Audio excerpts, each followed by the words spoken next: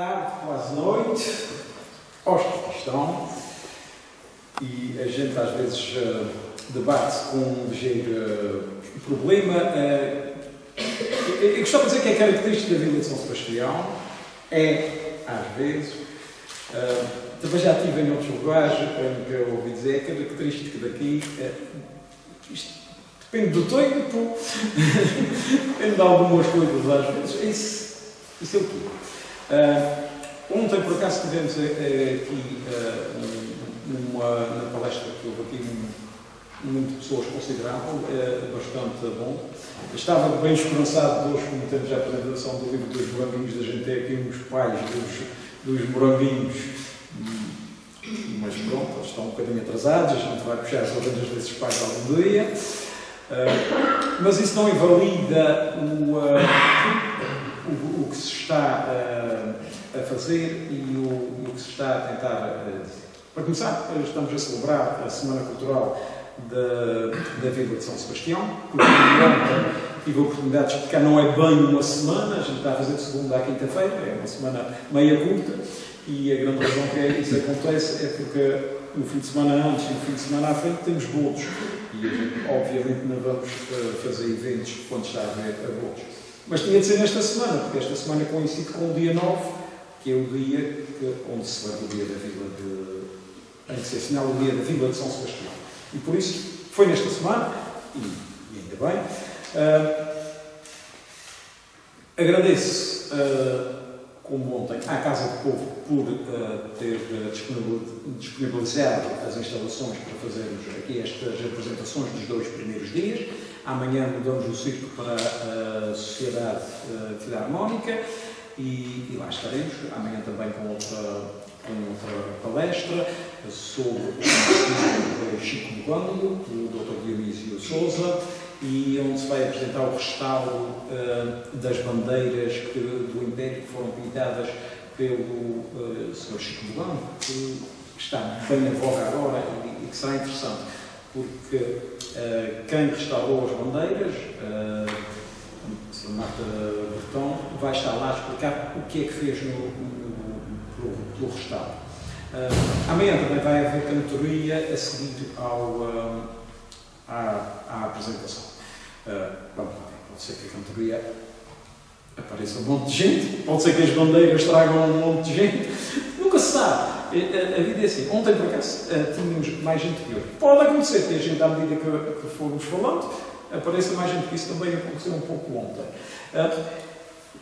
Hoje, depois da primeira parte, para dizer, vamos ter uma palestra que é do Dr. Francisco Nogueira, que se intitula, alguns por aqui, por isso é que é preciso de uma cábula, São Sebastião e o seu património religioso, um legado para a história da Terceira.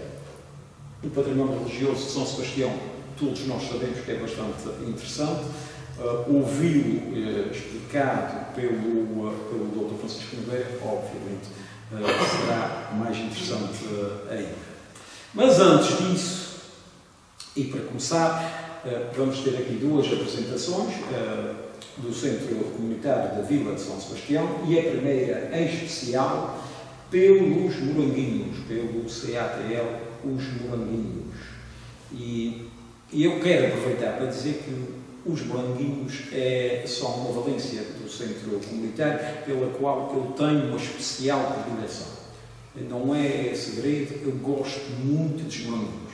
E a razão que eu gosto deste CATL, mesmo muito, é que eles fazem um trabalho extraordinário. E essa é que é a verdade. Quem vai ali às instalações e vê o trabalho que está a ser lá feito, vê que é patenteado um profissionalismo e uma dedicação às crianças que lá estão, ao ensino das crianças e à construção de valores muito grande, e tentando manter também um espírito de diversão. Aquilo está mesmo bom, e é muito difícil fazer aquilo daquela maneira fora dos centros urbanos. Quem está, não é dizendo que é fácil trabalhar quando se está em Angra ou quando se está na praia, mas há mais recursos ali ao pé. há mais negócios para se pedir ajuda, há mais.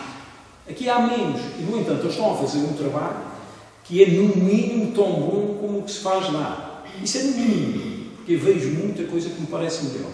E por isso eu tenho uma especial predileção pelos moranguinhos.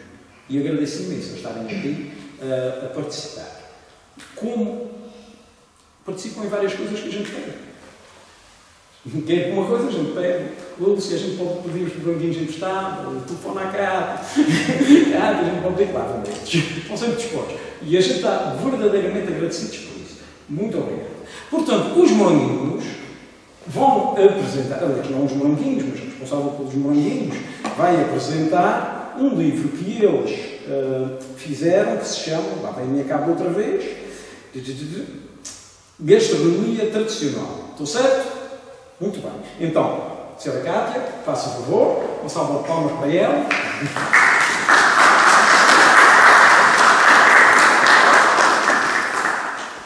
Boa noite a todos. O meu nome, para quem não me conhece, chamo-me Cátia, sou diretora técnica da creche UATL dos Moranguinhos. Estou cá para apresentar o livro Moranguinhos na Cozinha, Cozinha Tradicional de Teixeirize.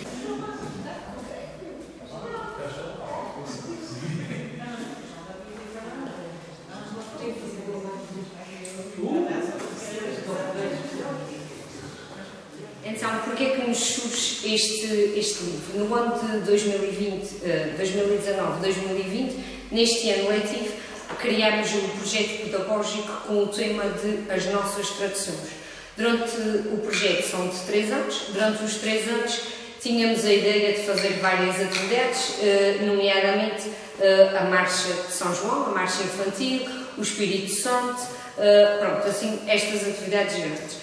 Infelizmente a pandemia veio aqui um bocadinho alterar-nos os planos, o que fez com que não pudemos participar na Marcha de São João, nem no Espírito Santo. Ainda este ano pensámos ainda na questão da Marcha Infantil, mas infelizmente derivado ao Covid e a estas incertezas e marcha para crianças que temos sempre que preparar com muita antecedência, ainda podíamos correr o risco de chegar à altura e mais um ano não fazermos. E então o que é que decidimos? No mês de março tínhamos iríamos trabalhar a cozinha tradicional de Teixeirize. E o que é que pensei? Olha, já que não fizemos marcha infantil, já que não fizemos Espírito Santo, olha, vamos escrever um livro para crianças sobre a nossa gastronomia. E então assim foi. Optámos por trabalhar esta tradição, a gastronomia, e explorámos os ingredientes, as técnicas, os utensílios, tudo utilizado nas receitas tradicionais. Então, semanalmente fomos explorando diversos temas gastronómicos através da apresentação de imagens. Cada semana culminou com a confecção de uma receita tradicional. Então, todas as crianças puderam participar, ou seja, todas as crianças da parte do ATL do Jardim de Infância e do ATL do primeiro ciclo. Neste caso, a criação deste livro é apenas com as crianças do ATL. Todas elas puderam participar. Pedimos aos pais, dissemos que durante o mês de março iríamos trabalhar todas as quartas-feiras uma receita tradicional para quem quisesse trazer aventais, ou toucas, algum utensílio, colher de pau, tudo o que tivessem em casa antigo e quisessem trazer para vestirmos os meninos em redor, eles estavam disponíveis para trazer isso sempre à quarta-feira. Então foi muito engraçado porque os pais, de semana para semana, aquilo ia evoluindo. Na primeira semana traziam um avental da mãe ou da avó.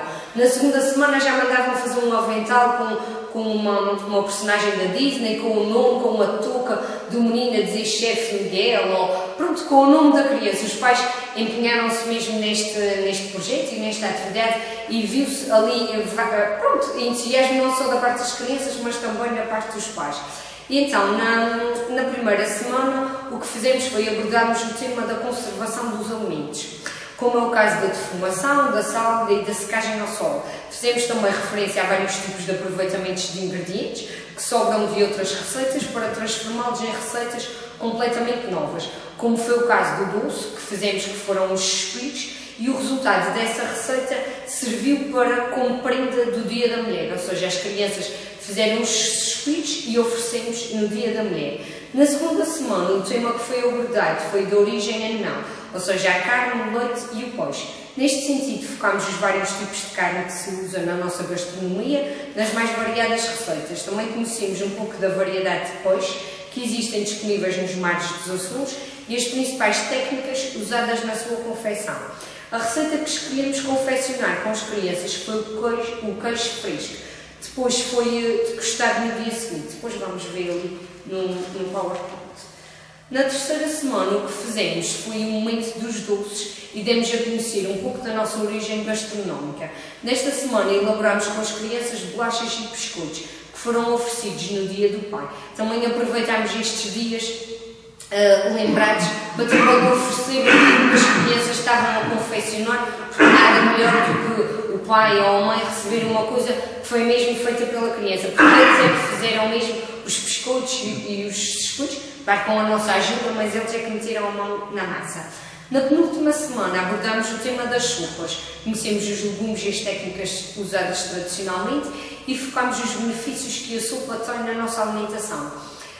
No passado, a subsistência das famílias numerosas, ou seja, a importância que a sopa assumiu no passado. Com as crianças confeccionámos o acompanhamento por excelência das sopas, que é o pão de milho, na sua variante de bolo de pé de torresmo. Na última semana foi abordado o tema do pão. Demos a conhecer os vários tipos de pão, como acontece o processo de fermentação e a sua utilização nas receitas tradicionais, e no final da semana confeccionámos o pão de leite, que foi muito apreciado pelas crianças no lanche do dia seguinte, porque isto era sempre, as crianças já à quarta-feira saem às 3, por volta das 4 é que estávamos a confeccionar a receita, e então depois, claro, ou ficava a terminar no forno e nem todos podiam, não é degustar no próprio dia, então no dia seguinte fazíamos a degustação. Durante este período, ou seja, durante o mês de março, foi pedida a colaboração dos pais na entrega de receitas tradicionais que pudéssemos incorporar no livro em que estávamos a fazer. Foi também feita uma recolha junto de todas as colaboradoras, assim como de livros mais antigos e de páginas na internet. Após a recolha de todas as receitas, foi pedir às crianças que ilustrassem as receitas, ou seja, as crianças trouxeram as receitas, nós passámos a computador e elas é que ilustraram, ou seja, mostrávamos a receita às crianças, neste caso quem ilustrava eram as crianças mais velhas, do 3º e 4º ano, dizíamos, olha, a receita é sopa de couves, leva estes ingredientes e faz-se desta forma. E então eles é que desenharam as couves, a panela, a verdura, pronto, as coisinhas todas, eles desenhavam e as crianças do 1º e 2º ano e do ATL, do Jardim de Infância, é que pintavam, como eram mais pequenas, então elas apenas pintavam.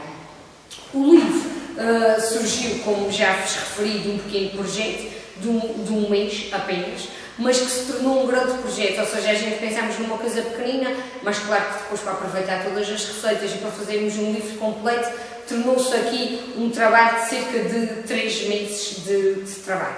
Esperamos que este livro seja para todas as gerações futuras uma forma de conhecer a tradição gastronómica da nossa Ilha Terceira e para que não se perca esta tradição, não só pelas crianças, mas também pelas pessoas que nos visitam.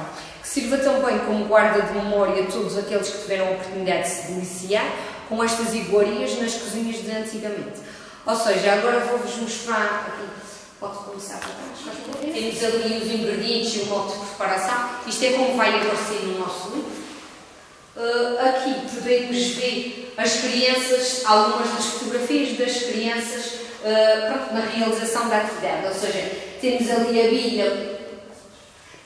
bilha com o leite, as crianças com a bilha na mão, pode-se ver ali nas fotografias a menina com o avental e o menino com o chapéu e com o avental e a touca também de cozinheiro. Depois temos ali a parte do coalhar o leite. Aqui temos a parte deles, aqui a ver se a temperatura do leite, medir a temperatura e a ver se já está pronto em relação se já está coalhado ou não para fazer o queijo. Aqui já temos eles a meterem o sal e a meterem o queijo para dentro das formas. Aqui temos também, aqui é novamente eles a meterem o queijo e aqui a parte final do queijo e o pãozinho no queijo.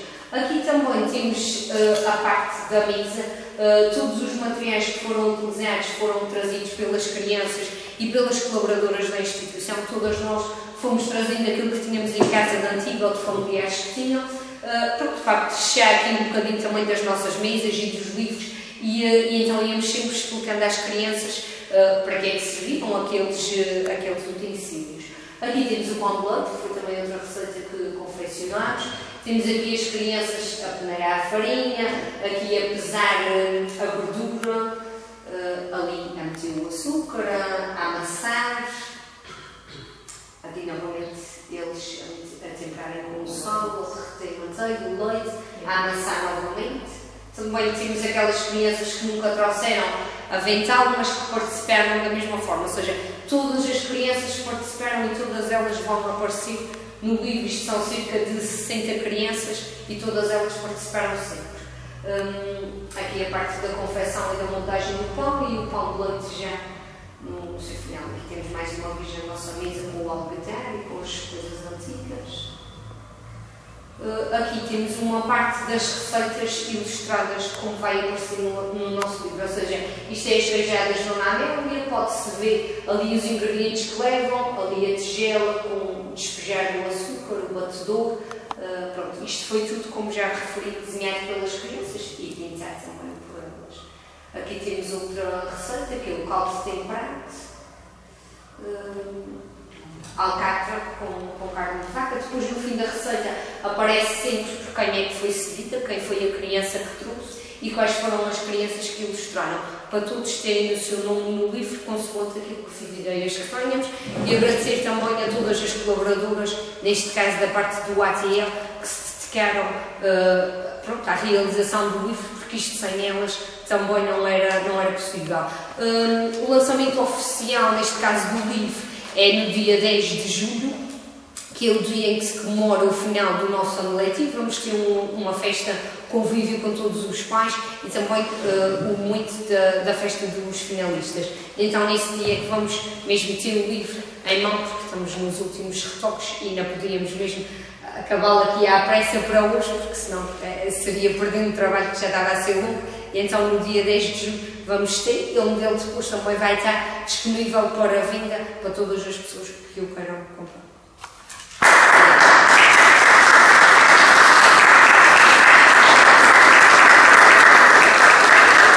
É um trabalho que é qualquer coisa, é verdadeiramente bom. Mas por falar em trabalho verdadeiramente bom, os moranguinhos que fazem aquele trabalho verdadeiramente bom são uma valência do Centro Comunitário da Vila de São Sebastião, que também tem um trabalho a ser desempenhado todos os dias de uma forma muito, muito exemplar. Acreditem, para quem não sabe, porque isso é pura verdade. Isso deve-se, obviamente, ao esforço da direção, ao empenho que põe todos os dias nisso. Hoje eles vão-nos trazer a apresentação de um projeto que tem para ali para o lado de trás da antiga escola, onde se situa agora o CATL os Moranguinhos. Vai ser apresentado pela Presidente Lúcia Falcão, que é uma pessoa que também é inexcedível na entrega à Vila de São Sebastião. Todos os sebastianenses já conhecem, acho eu, quase certeza. Já é uma pessoa que já passou por várias instituições, está em mais uma, está a desempenhar um excelente trabalho nesta onde está agora, e eu sei que dá muito apoio às valências. Dá também um bom apoio à Junta de Freguesia, que é uma das pessoas que eu falo muitas vezes para chatear. Obrigado, Sra. Lúcia, e peço, por favor, de ser apresentar o seu projeto.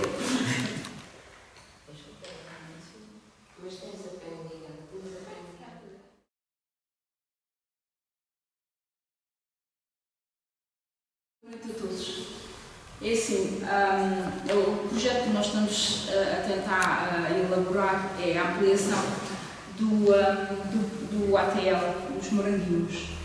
Então, a ideia já vem desde 2020, com o falecido José Paulo, antigo presidente da direção, que tinha feito o pedido à Câmara para o apoio de isso poder construir um telheiro.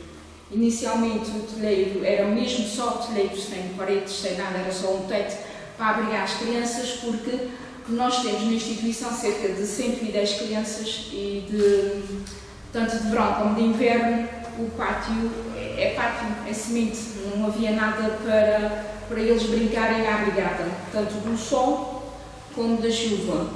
Então a ideia que ele teve foi fazer um telheiro.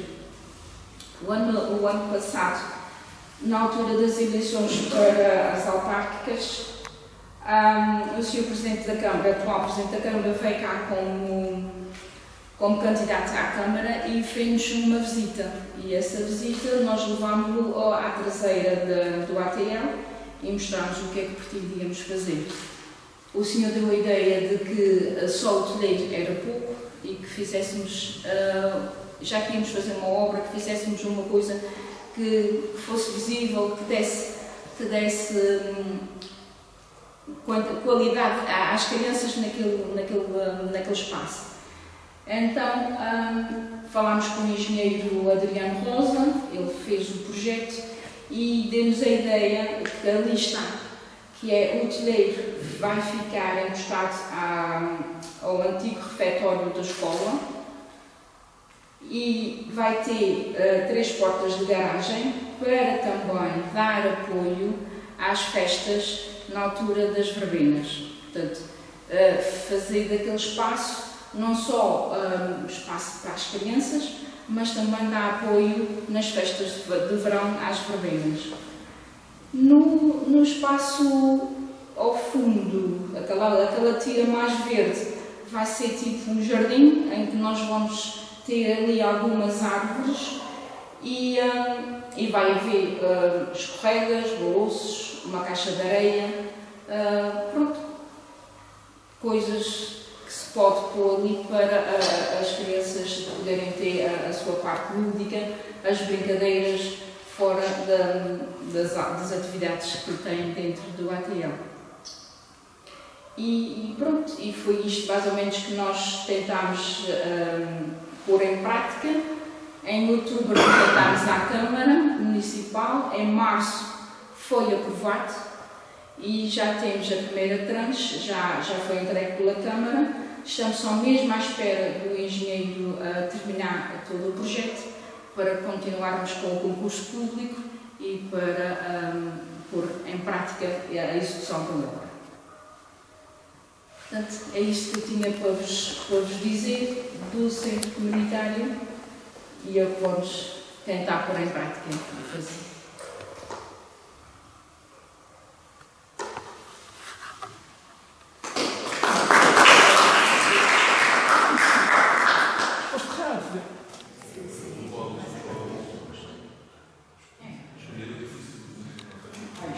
Para as crianças, não disse muitas mais, e é só bom, não se pode dizer coisas que não sejam boas sobre o que vocês estão a fazer. Muito obrigado, em nome da Vila de São Sebastião, a todos vocês. E conclui assim a primeira parte, a parte que era da responsabilidade do centro comunitário e da sua valência, os Mirandinhos. E partiremos nós daqui a pouco para a palestra. São 9h08 neste momento, está marcada para as 9h30. A primeira parte correu um pouco mais rápido do que nós estávamos a contar, mas daqui a pouco vamos dar início à palestra super interessante que é se nos vem sobre o património religioso na Vila de São Sebastião pela Volta Mundial.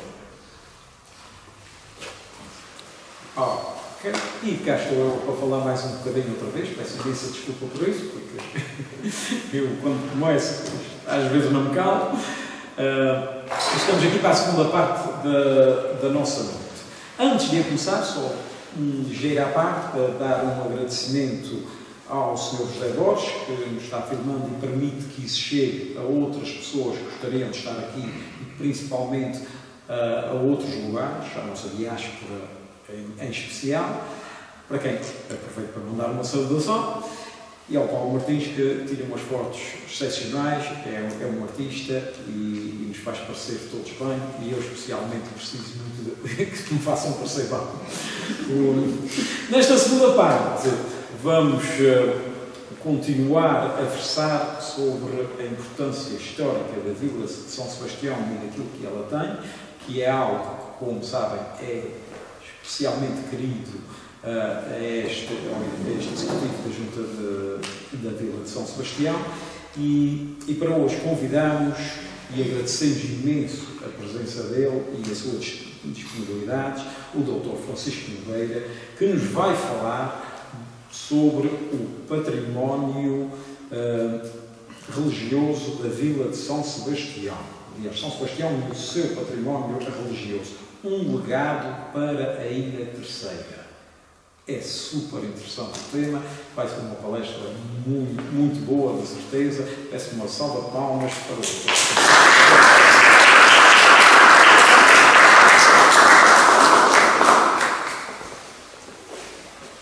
Vai ser interessante ou não, vamos lá ver, não é? Mas vamos tentar que seja.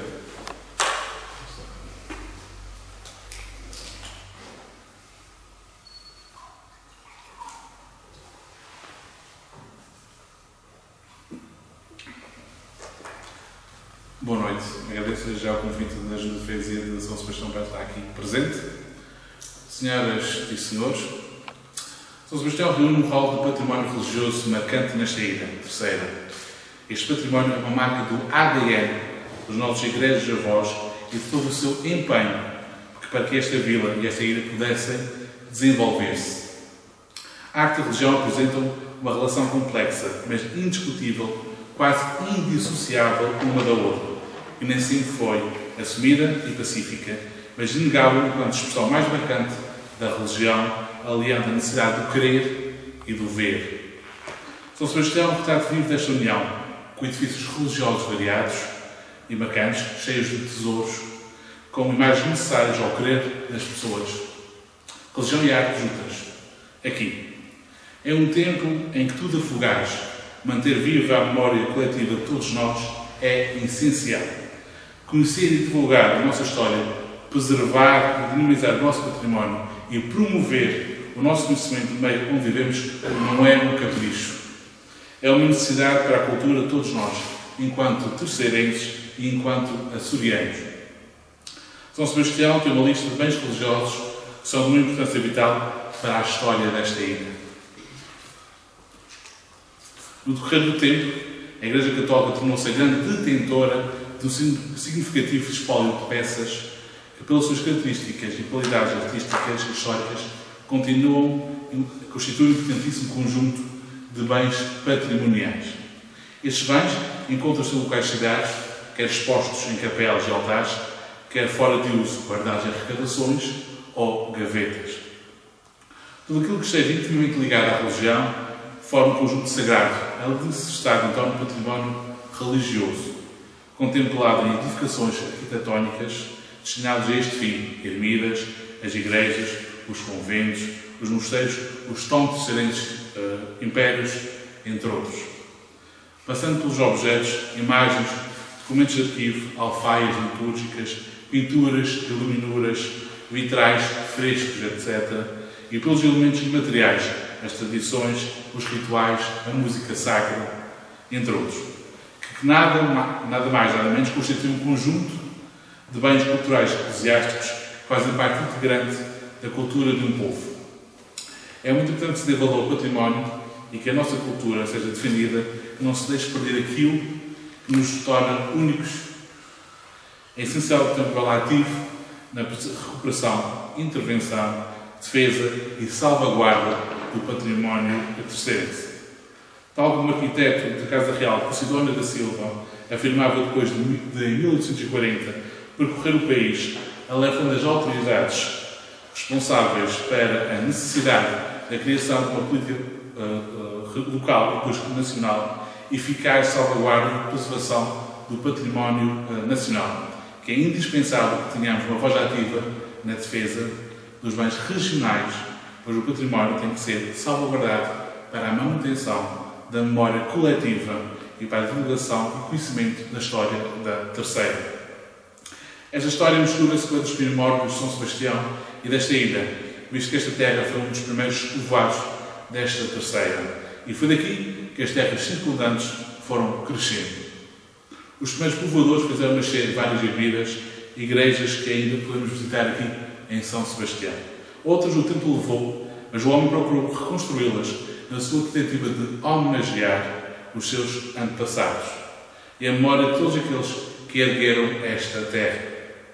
Assim, a riqueza patrimonial religiosa de São Sebastião não faz só parte desta vila, mas toda a ilha, que olha para estes edifícios e hoje entende o princípio de uma história com mais de 550 anos. Vamos começar por falar da ermida de Santana, que se mistura com a história de todos os terceirenses, relembrando o primeiro capitão da ilha e os primeiros povoadores. Significa também manter a nossa memória, sobretudo manter vivo o nosso percurso histórico. A ermida de Santana não é apenas um espaço religioso, é sobretudo o início de um processo de povoamento e de forte ligação terceirense à religião e à força que advém da fé e das crenças. Para contar a história da ermida de Santana, vamos começar com o início da história da Terceira, pois o início destas histórias confundem-se, como tinha dito. A 2 de março de 1450, há exatos 572 anos, o infante Dom Henrique doava a capitania da Terceira, na época chamada Ilha de Jesus Cristo, ao flamengo Jácome de Bruges, que se tornou assim o primeiro capitão donatário da ilha. Era o início do povoamento da Terceira.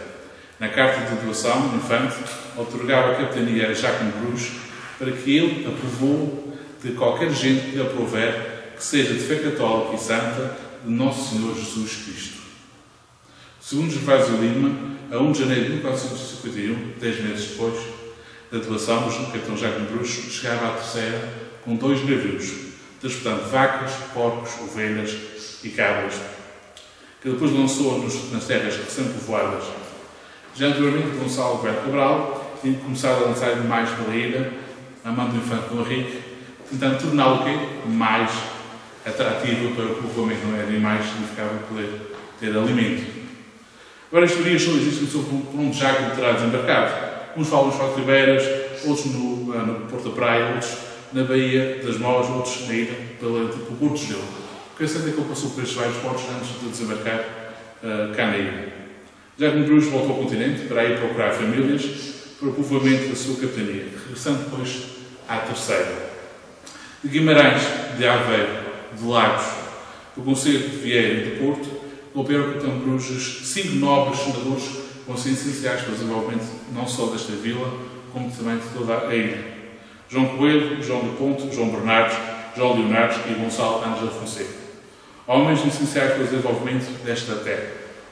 Além destes, vieram alguns frades franciscanos, como Frei João da Ribeira, trabalhadores e ativos, que acampando no Vale do Pulu, ou planície dos 5 Picos, chamaram este sítio Santana da Porta Alegre ou do Porto Alegre, onde identificaram os primeiros abrigos e erigiram o primeiro templo de imagem de Santana que os acompanharam ao longo de toda a viagem do continente. A construção deve ter-se iniciado por volta de 1454. Assim nascia a primeira paróquia rural da Ilha Terceira, com 30 oradores. O pároco habitava na ermida para rezar pelos defuntos. Frei João da Ribeira batizou nesta ermida de Santana a primeira pessoa nascida na Ilha Terceira, Gaspar Gonçalves Machado de Ribeira Seca, filho de Gonçalo Ângelo da Fonseca e Dona Messa de Andrade Machado, que também teve vindo com os tais 5 senadores. Gaspar nasceu a 5 de janeiro de 1449 e foi batizado uns anos depois, aqui em São Sebastião. O povoamento teve-se alargado para outro local, mais junto à costa, com mais abundância de água e de terreno fértil, onde se começou a cultivar o chamado pastel.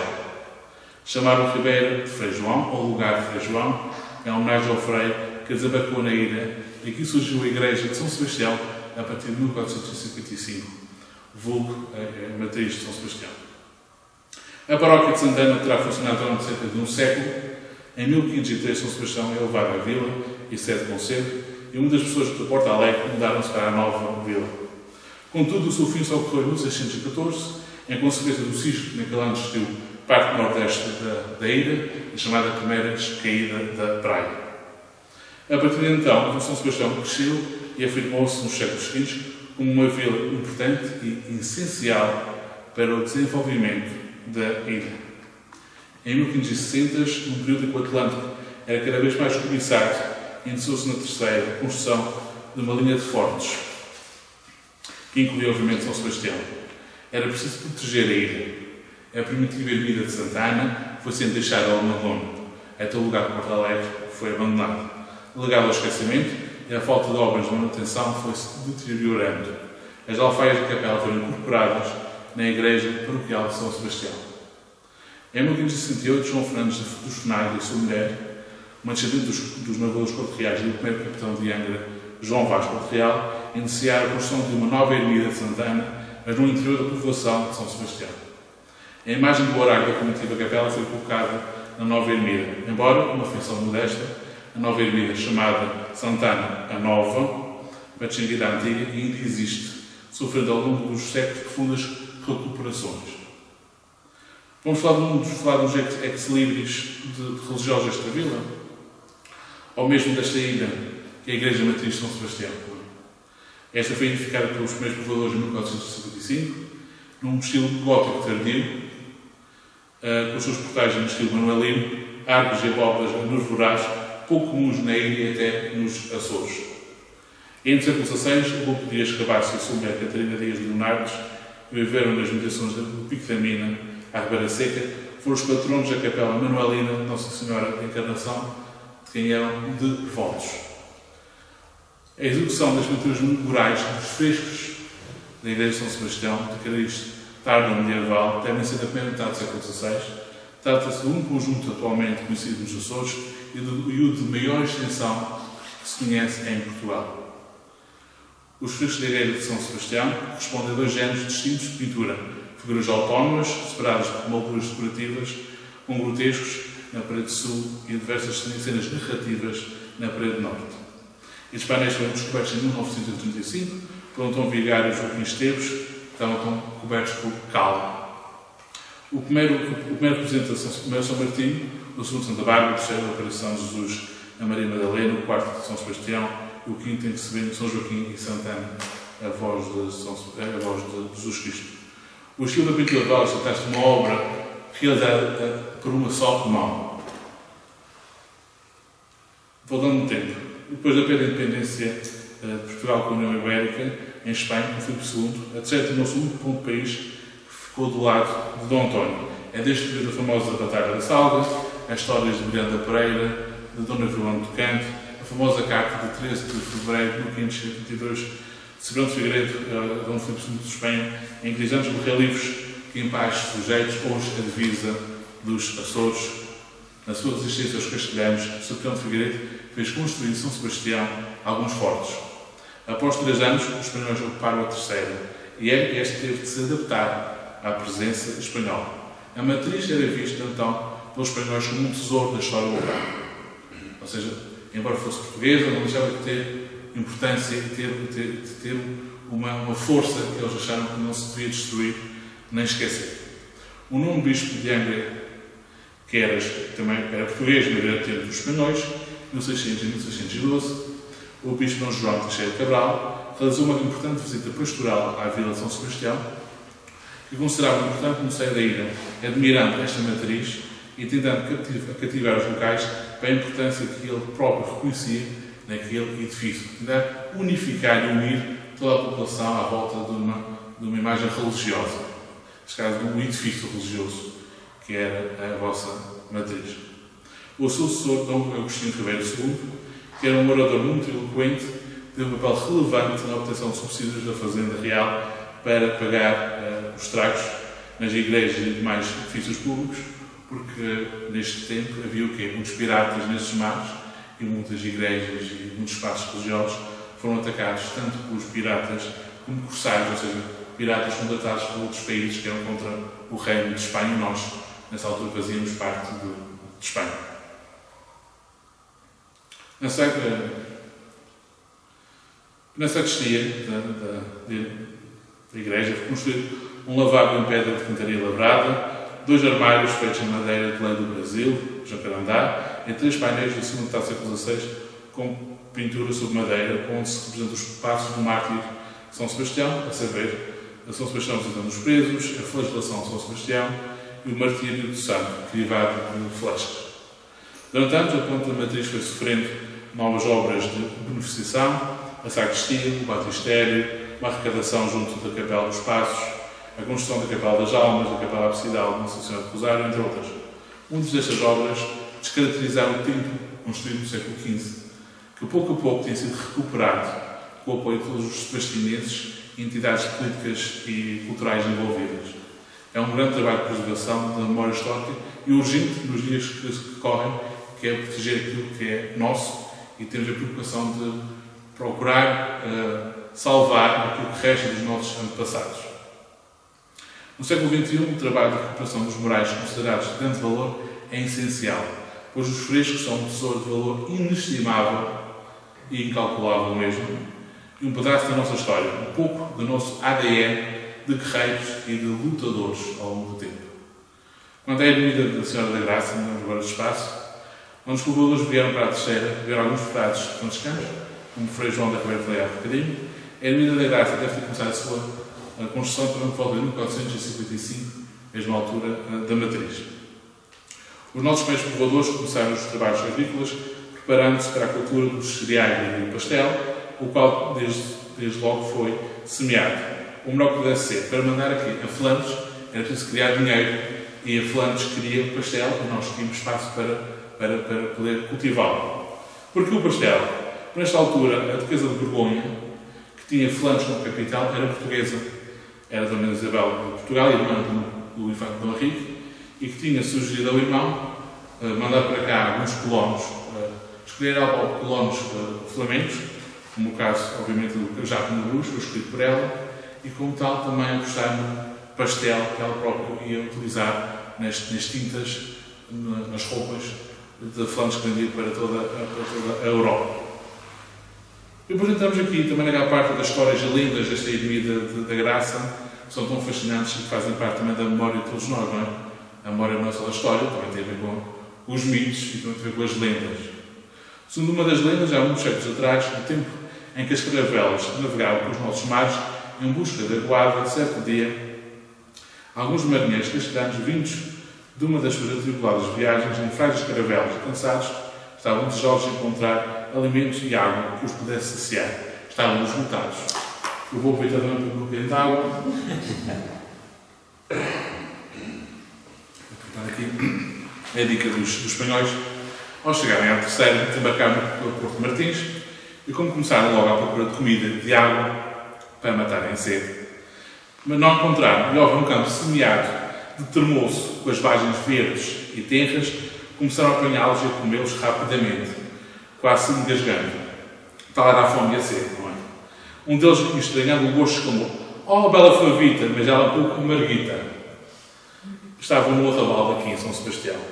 Embora já tivessem comido algumas vagens de termoço, estavam com sede. Não, o termoço não mata a sede, não é? Olharam em volta e não encontraram poço nenhum. Desesperados, ergueram as mãos aos céus, e pediram então à Nossa Senhora que lhes deparasse uma fonte. No tempo que haviam construir uma ermida a Nossa Senhora das Graças em louvor à graça alcançada. Imediatamente a água começou a brotar e os marinheiros mataram a sede e curaram-se de muitas doenças. E como prometeram, ali se levantou, anos mais tarde, uma ermida. A água da fonte, por se pensar que tinha virtude, passou a chamar-se de Água Santa de Nossa Senhora das Graças e mereceu o nome porque não só saciou e curou os ditos marinheiros, mas durante muitos anos, muitos terceiros desse dia se curavam 7 moléstias e tinha gente toda a ilha para curar as suas doenças com a água então aqui da Nossa Senhora das Graças. Outra das lendas, a mais conhecida, e aquela que tem mais, talvez um fundo mais de verdade, vamos dizer assim, embora esta seja bastante interessante, diz que após o desembarque das embarcações do Porto Novo, por ali havia uma pequena ribeira, e vindo nesta expedição o conhecido Frei João de Deus, foi ele que enchara a fonte da graça. E assim Frei João passou a ser Frei João da Ribeira, e a Ribeira passou a chamar-se Frei João. E por este rico presente que fizera à Mãe de Deus, ele celebrou ali a primeira missa na nossa ilha. E naquele lugar passou a ser de veneração religiosa, construiu-se a Ermida da Senhora da Graça, a Virgem Maria que lhes tinha conhecido a Graça, a Senhora da Graça, que já era de grande veneração naquele tempo. O que podemos dizer, no meio destas histórias, é que, segundo se julga, esta ermida foi mandada edificar por Frei João da Ribeira. Ou não buscar o Padre Luís Graça, eu gosto sempre de falar um bocadinho sobre esta ermida e sobre algumas histórias sobre a ermida e sobre a sua ligação à ermida da Senhora da Graça. Vamos agora saltar de sítio, não é? Porque o bom de São Sebastião é o facto de ter espaços suficientes e lugares religiosos suficientes, porque estamos aqui a variar de espaços e todos eles ricos e interessantes para a nossa história. Vamos agora para o lugar da Ribeira Seca. Remonta aos primeiros tempos também do povoamento da Ilha Terceira. Foi também neste lugar que Gonçalo Ângelo Fonseca, um dos 5 senadores trazidos pelo Jacomo Bruxo, foi viver. Em presença de tão prósperos resultados da cultura das terras e do clima, das providências governativas que permitiam a ocupação de terras e os crescentes lucros do comércio, sobretudo aqui do pastel, começaram como povoadores de diferentes partes. Gaspar Gonçalo Machado, o primeiro terceirense, viveu no lugar da Ribeira Seca que adotou como sua terra, tanto que adotou para o seu próprio nome. Gaspar Ribeira Seca se desenvolveu na tarefa ousada de descobrir terras, seguindo as pisadas dos primeiros povoados descobridores, partindo para a África, tentando encontrar uma ilha ao norte dos Açores, partindo entre os anos 1486 e 1506, o não conseguiu, seguindo a vocação de família, a navegação de mais navegantes navegados, porque é uma tradição quase deste período, não é? Não é só o caso de Gaspar, mas de vários descobridores e de vários futuros descobridores, que é a necessidade de procurar e de navegar para estes mares à procura. Vou dar a falar do Paulo sobre a família Barcelos, e o do Barcelos, que também tem uma ligação com a descoberta supostamente da Nova Escócia. Há uma nova teoria sobre isto. Há toda uma ligação, também ele terceirense, há toda uma ligação aqui muito interessante. Partiu então para terras africanas, depois não ter descoberto tal ilha no norte dos Açores, onde lutou pela criação de entrepostos comerciais, foi armado cavaleiro e foi conhecido pelo padre. Foi conhecido como o melhor cavaleiro de África. Regressou à Terceira, a 19 de fevereiro de 1546, fez o seu primeiro testamento, onde falava da criação da ermida de Nossa Senhora da Consolação da Ribeira Seca. Provavelmente para cumprir uma promessa feita durante as guerras, em que tinha sobrevivido e que tinha-se agarrado à Nossa Senhora da Consolação para sobreviver e, como tal, tinha de cumprir. As obras começaram em 1546, até janeiro de 1552, a Ribeira Seca reformou-se o testamento, querendo perpetuar o nome da família para sempre.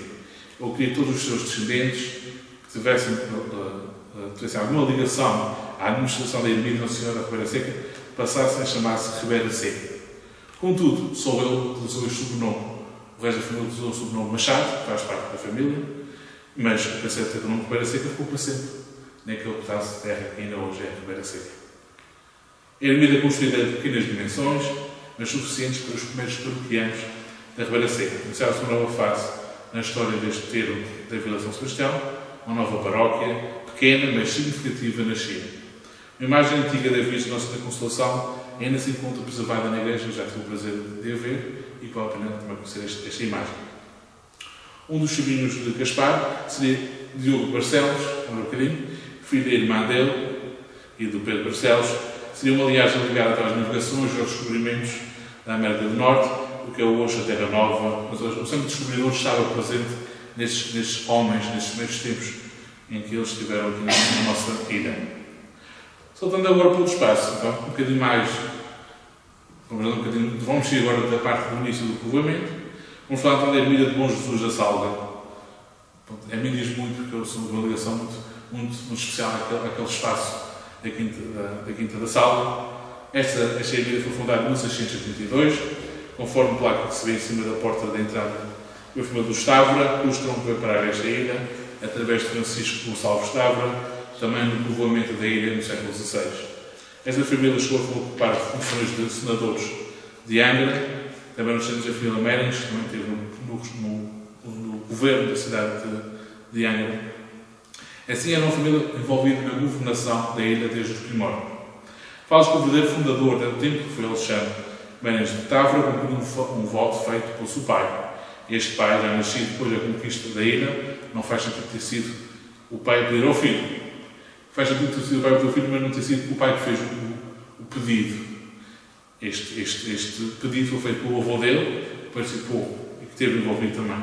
era muito pequeno, mas assistiu à Batalha da Salva e foi ali na quinta que foi hasteada e arriada à bandeira naquele 25 de julho de 1581. Aquela lembrança da ocupação, embora breve, marcou para sempre as memórias desta família e, como tal, na época da construção, já Portugal era restaurado, decidiu-se que havia-se de homenagear e relembrar aquele dia de forma marcante. A escolha do oráculo do Senhor Jesus, Bom Jesus faz sentido porque esta imagem de Bom Jesus é a figuração iconográfica do Senhor do quadro da sua paixão em que foi exposta à população no Grande de Pilatos, pelo próprio procurador romano.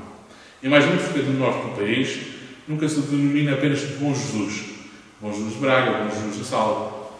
Pois esta invocação pelas ditas regiões mantém-se como regra vinculada à imagem de Cristo crucificado.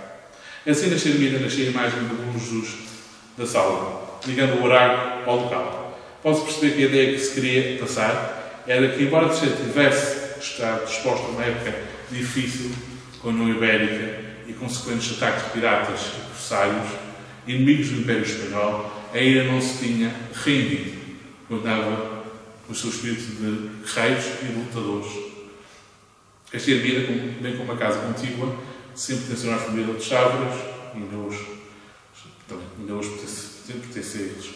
Haveria muito mais a dizer, mas este foi um pequeno percurso por parte do património religioso desta vila que mostra a sua importância para a riqueza, para os bens da ilha, mas sobretudo para a história desta terra.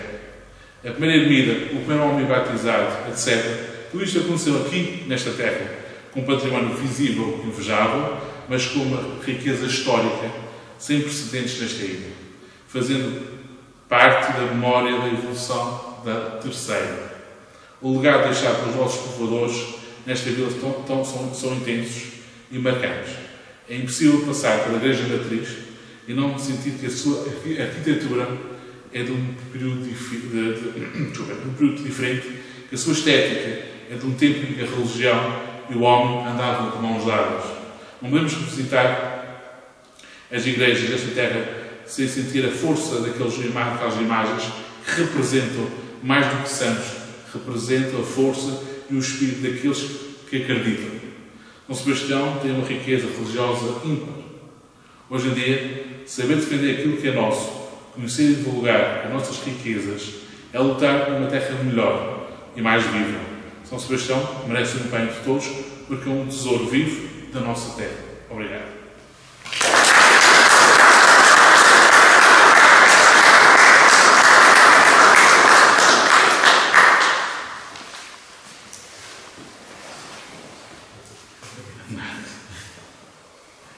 Muito bom, não é? Muito bom, muito bom. Muito obrigado pela vossa presença.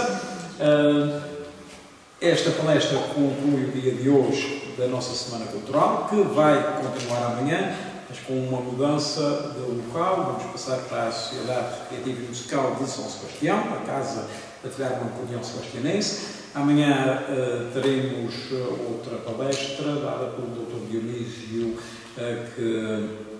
que vai nos dizer quem era o Chico Bugando, e vamos ter a explicação do que foi feito no restauro das bandeiras que pertencem ao Império da Vila de São Sebastião e que foram pintadas pelo Chico Bugando.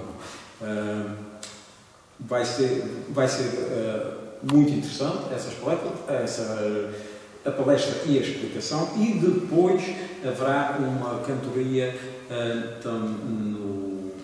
no Salão da Sociedade.